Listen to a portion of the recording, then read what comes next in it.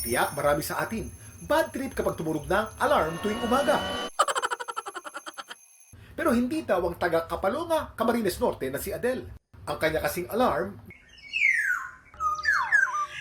ganito ang tunog. Huli ng mga makukulay na ibong ito na tila kumakatok daw sa kanyang bintana tuwing umaga.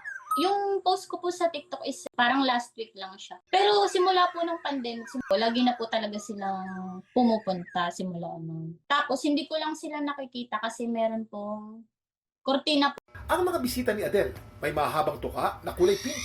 Ang balahibo nito sa katawan, napakatingkad. Kulay dilaw sa mga lalaki at may pagkaberde naman sa mga babae. Habang itim naman ito sa parte ng mata, ulo, pakpak at buntot.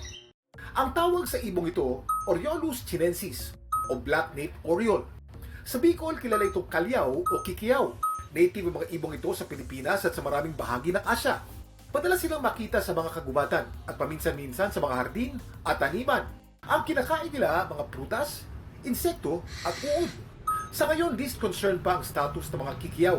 Pero mahalaga pa rin protektahan ang kanilang mga natural na tirahan para patuloy nating marinig ang kanilang mga huni. Na alam niyo bang meron palang pinapahiwatig? Ginagamit nila ito para maghanap ng kapareha tuwing breeding season at magbabala sa kanilang mga kasama kung may nakaambang panganib.